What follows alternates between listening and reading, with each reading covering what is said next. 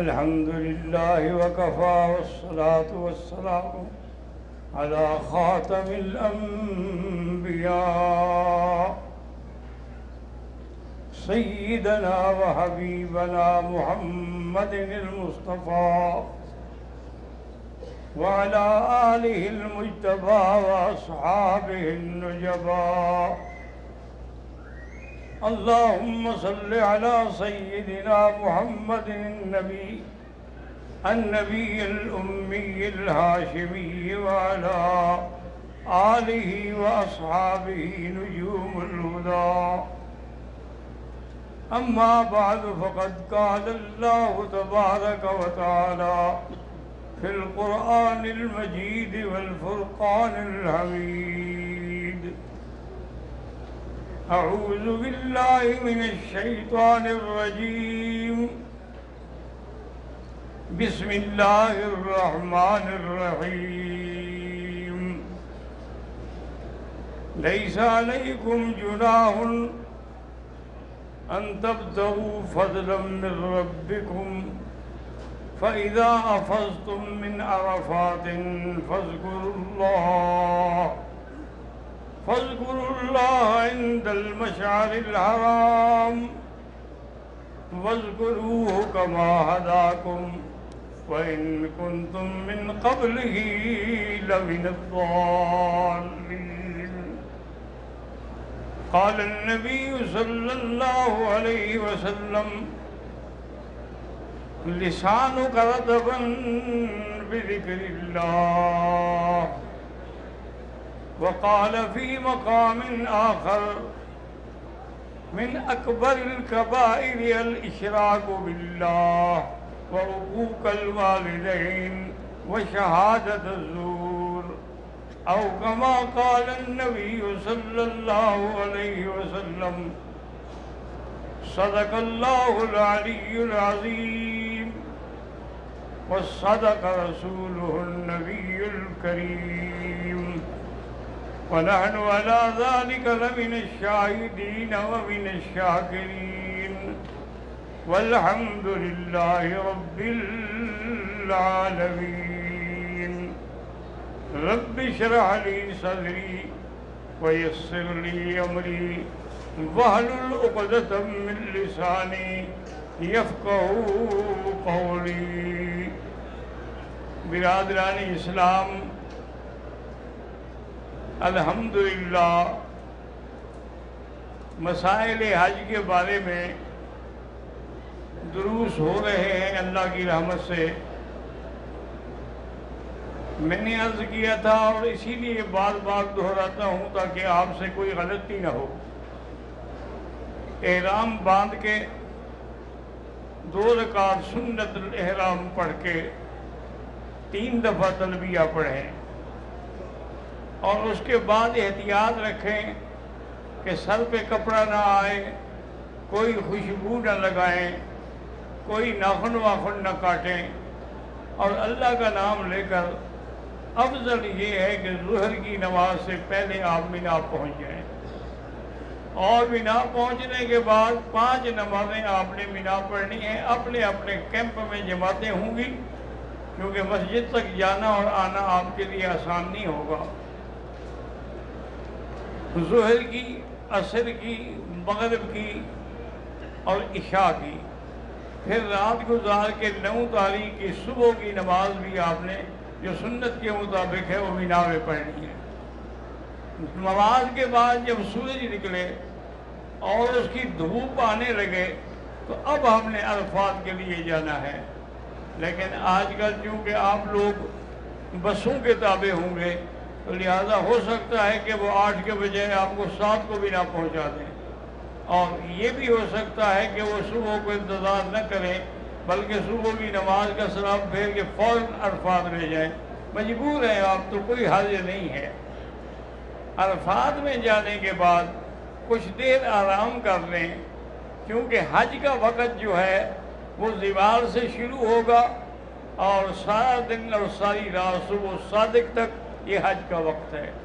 یعنی اس ٹائم میں اگر کوئی بندہ احرام باندھ کے نیت کے ساتھ عرفات میں آ گیا تو الحمدللہ اس کا حج ہو گیا۔ حتیٰ کہ علماء نے لکھا ہے کہ اگر وہ ڈھونڈتے ڈھونڈتے گزر گیا تب بھی حج ہو گیا، اگر کسی بے ہوش آدمی کو لا کے رکھ دیا گیا تب بھی اس کا حج ہو گیا۔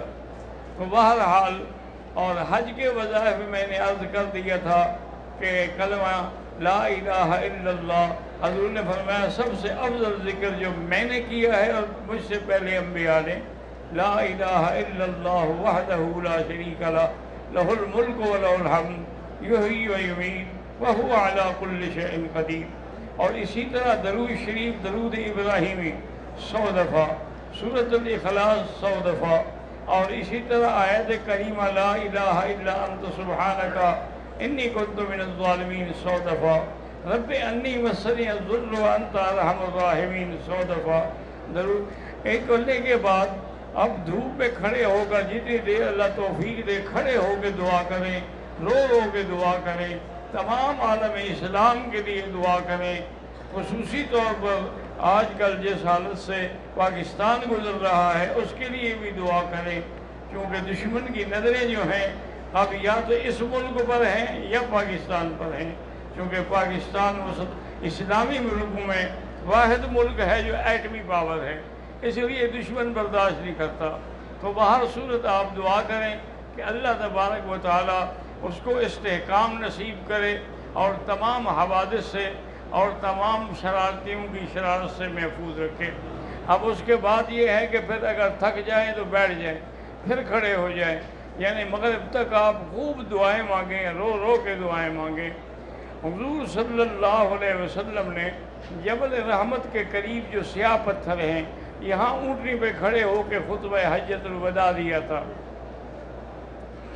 آپ وہاں تک جا سکیں ٹھیک ہے، ورنہ حضور نے فرمایا العرفات کلھا موقف، عرفات سارا جو ہے موقف ہے، جس کو جہاں جگہ مل گئی گویا کہ وہ عرفات میں ہے۔ تو اس لیے زیادہ کچھ، بلکہ آج کل تو ہمارے بعض اللہ کے بندے جذباتی جبل رحمت کے اوپر چڑھ جاتے ہیں، حالانکہ اس کے اوپر چڑھنا بدعت ہے اور ناجائز ہے۔ اس لیے ہمیشہ ایسی حرکتیں نہ کیا کریں کہ جو چیزیں سنت کے بجائے الٹا بدعت میں شمار ہو جائیں۔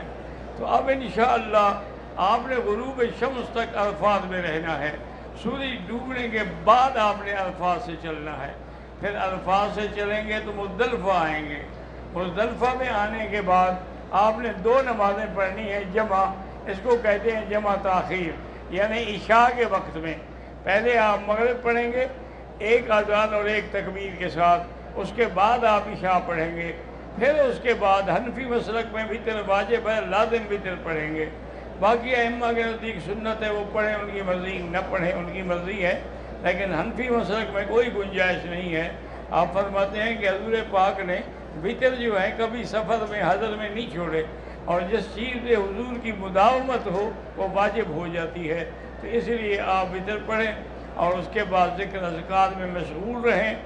اب وقوف مزدلفہ کا وقت جو ہے وہ صبح صادق سے لے کر سورج نکلنے تک ہے، اس ٹائم میں آپ کھڑے ہو کر فرض نماز بھی پڑھیں اور رو رو کے اللہ سے دعائیں بھی مانگیں۔ یہ رات جو ہے لیلۃ القدر کے برابر ہے، اور جو دعائیں عرفات منظور نہیں ہوئیں وہ مزدلفہ میں آ کے منظور ہو گئیں حضور صلی اللہ علیہ وسلم کی۔ عرفات مزدلفہ کا وقوف کرنے کے بعد مشورہ میرا یہ ہے کہ اگر ہمت ہونا تو پیدل بھی نہ آ جاؤ، وہ زیادہ بہتر رہے گا، کیونکہ بسوں میں 3-3 4-4 گھنٹے تک بسیں جام ہو جاتی ہیں، تو اسی میں آدمی بلا وجہ رول جاتا۔ ہاں جو چل نہیں سکتے، معذور ہیں، عورتیں ہیں، وہ تو مجبور ہیں کہ وہ بسوں پہ آئیں، لیکن جو جوان ہیں، ہمت والے ہیں، وہ پیدل چل کے مینا پہنچیں۔ اب مینا میں آنے کے بعد کچھ آرام کریں، اور اس کے بعد سب سے پہلا مسئلہ ہے آپ کو رمی جمرات کا، کنکریاں مارنے کا۔ آپ کنکریاں جو ہیں یہ ضروری نہیں ہے کہ ساری مزدلفہ سے اٹھائیں، کچھ مزدلفہ سے اٹھا لیں، کچھ راستے سے اٹھا لیں۔ تو پہلے دن آپ نے جمرۃ العقبہ، جس کو آج کل وہ بڑا شیطان بھی انہیں لکھا ہوا ہے، تو جمرۃ العقبہ پہ آ کر آپ اس طرح کھڑے ہوں کہ مینا آپ کے دائیں طرف ہو اور مکہ آپ کے بائیں طرف ہو، اور آپ کا رخ کے سامنے جو ہے نا وہ جمرۃ العقبہ ہو۔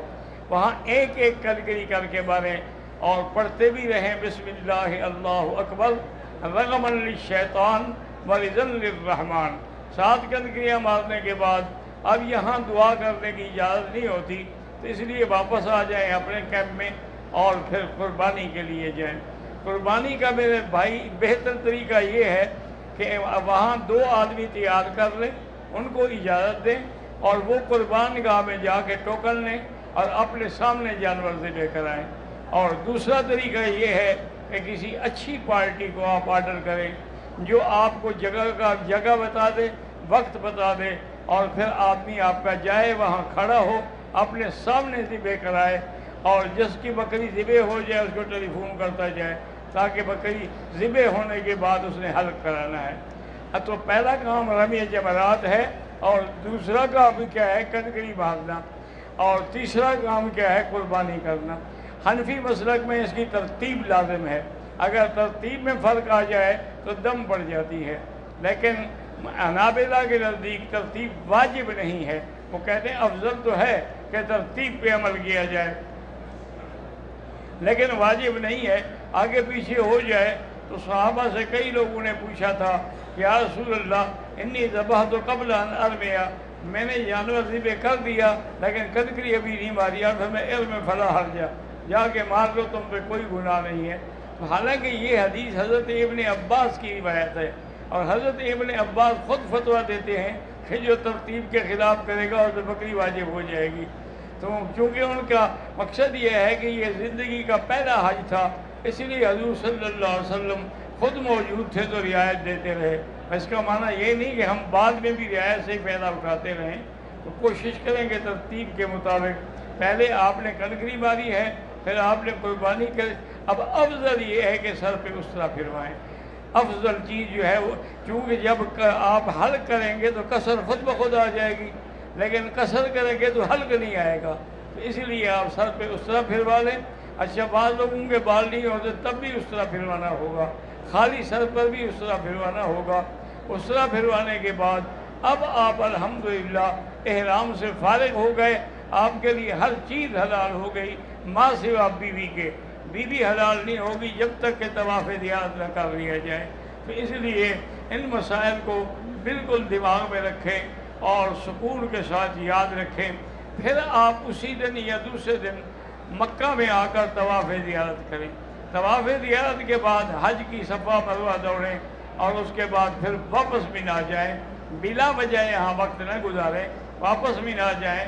अगर जाते जाते रात हो जाए तो एक अलग बात है, लेकिन अपनी तरफ से कोशिश ये हो, वरना लोग ये करते हैं कि तवाफ़ ज़ियारत करते हैं, अपने होटल पे चले गए, आराम से सोते रहे, फिर तवाफ़ से फारिग हुए फिर होटल पे चले गए। ये न करें। आपको अल्लाह ने ये जो 5 दिन दिए हैं ये बड़े कीमती दिन हैं, इनके एक एक दिन की कदर जो है वो जानते हैं जिनको अल्लाह तबारक व तआला ने इल्म अता फरमाया है। तो ये सारी चीज़ें जो, फिर उसके बाद आपकी ज़िम्मेदारी जो है वो 11 और 12 की रहेगी। 11 को ज़िवाल के बाद कंकरियाँ मारें और इसी तरह 12 तारीख को भी ज़िवाल के बाद कंकरियाँ मारें और सूरज डूबने से पहले पहले मीना के हदूद से निकल जाएं और फिर मक्का आ जाएं। फिर जिन्होंने मक्का रहना है, जिन्होंने मदीने पाक जाना है, वो उसी प्रोग्राम के मुताबिक चलते रहेंगे। अब एक बात जो है जो ज़रूरी भी है और आप उस पर पूरी तवज्जो से गौर करें कि तमाम चीज़ों की बुनियाद जो है वो अकीदा है। अगर अकीदा है तौहीद न हो तो फिर कोई इबादत भी कबूल नहीं। इबादत तो मुशरिकीन मक्का भी करते थे, वो तवाफ़ भी करते थे, वो सफ़ा मरवा भी दौड़ते थे, मिना भी जाते थे, वो मुज़दलिफ़ा भी जाते थे, लेकिन ये है कि वो शिरक करते थे। पढ़ते थे लब्बैक लब्बैक अल्लाहुम्मा लब्बैक लब्बैक ला शरीका लक लब्बैक इल्ला शरीकन तमलिकुहु व मा मलक। हाँ, मगर वो जिनको तूने अपना शरीक खुद बनाया है, तो इससे आके वो शिरक में मुब्तला हो जाते थे। जैसे हमारे आजकल अक्सर जाहिलों का भी यही अकीदा है कि जो अल्लाह वाले हैं, बुज़ुर्ग हैं, इनको भी अल्लाह ने अपना शरीक खुद बनाया है और सारे इख्तियारात इनको दे दिए हैं, अब जो चाहें ये कर सकते हैं। तो ये अकीदे रखने से हज नहीं होगा। अब गौर करें ना जी कि जितनी इबादत हैं उसका मकसद क्या है? तौहीद है। आप जब एहराम बांधेंगे तो क्या पढ़ेंगे? लब्बैक अल्लाहुम्मा लब्बैक लब्बैक ला शरीक लक लब्बैक, लब्बैक ला शरीक लक लब्बैक, इन्नल हम्द वन निअमत लक वल मुल्क, हम्द भी तेरा, नेमत भी तेरी, मुल्क भी तेरा, ला शरीक लक। तो इब्तदा ये है कि शिर्क की नफ़ी करो और तौहीद का इकरार करो। और इसी तरह याद रखें कि जब इंतहा हज की क्या है, जब कुर्बानी करोगे तो उस वक्त भी हजूर ने क्या पढ़ा, इन्न सलाती व नुसुकी व महयाया व ममाती लिल्लाहि रब्बिल आलमीन ला शरीक लह। तो वहाँ भी ये है कि शिर्क की नफ़ी है, इब्तदा में भी और वहाँ भी। वैसे आप जिस इबादत पे नज़र डालेंगे सब में तौहीद है। अब नमाज है, कैसे शुरू करेंगे, अल्लाहु अकबर, जब अल्लाह की पढ़े तो सबसे पहली तौहीद तो यही है। और उसके बाद रकू पे जाएंगे तो सुबहान रब्बियल अज़ीम, सजदे में जाएंगे तो सुबहान रब्बियल आला, अत्तहियात में बैठेंगे तो अशहदु अल्ला इलाहा इल्लल्लाह व अशहदु अन्न मुहम्मदन अब्दुहु व रसूलुहु। तो उसमें भी सिर्फ यही तौहीद का सबक है। इसी तरह रमज़ान मुबारक में आप रोज़ा रखते हैं तो उसमें इफ्तार के वक्त में क्या कहते हैं, अल्लाहुम्मा लका सुम्तु व बिका आमन्तु व अलैका तवक्कलतु, वहाँ भी इकरार तौहीद है। ज़कात देते हैं, यानी कोई इबादत नहीं जब तक कि अक़ीदा तौहीद सही न हो। अक़ीदा तौहीद जब होगा तो शिर्क भाग जाएगा। इसलिए हुक्म है कि ला इलाहा इल्लल्लाह की ऐसी ज़रब लगाओ कि दिल से तमाम गैर अल्लाह का तसव्वुर ख़त्म हो जाए और आगे सिर्फ इस बात है इल्लल्लाह, अल्लाह तबारक व तआला की वहदानियत का इस बात करें। तो अल्लाह पाक आपको भी और हमें भी, हर मुसलमान को सही अक़ीदा नसीब फरमा दे। याद रखो आजकल हमारे जो मुशरिक हैं ना, उनने तो इंतहा कर दी है। यानी अगर आज मक्के के मुशरिकों को अल्लाह ज़िंदा कर दे और वो हमारे मुशरिकों को देखें वो तो हाथ बांध के भाग जाएंगे कि यार ये कोई नया शिर्क है कि कब्रों पे सजदा है, कब्रों का तवाफ़ है। तवाफ़ तो सिर्फ अल्लाह के घर का है, तो कब्रों का तवाफ़ कहाँ से निकल आया। कब्रों की मन्नतें हैं और औरतें मन्नतों पे जा रही है और जूते पहने बगैर जा रही है। तो ये सारे अच्छा, जैसे यहाँ तवाफ़ है वहाँ कब्र का भी तवाफ़ है, जैसे यहाँ एतकाफ़ है रमज़ान मुबारक में, वहाँ ये 9 रातें बैठ के कब्रों का भी एतकाफ़ करते हैं। ला हौल वला कुव्वत इल्ला बिल्लाहिल अलील अज़ीम। अल्लाह हर मुसलमान को सही अक़ीदा तौहीद नसीब करे।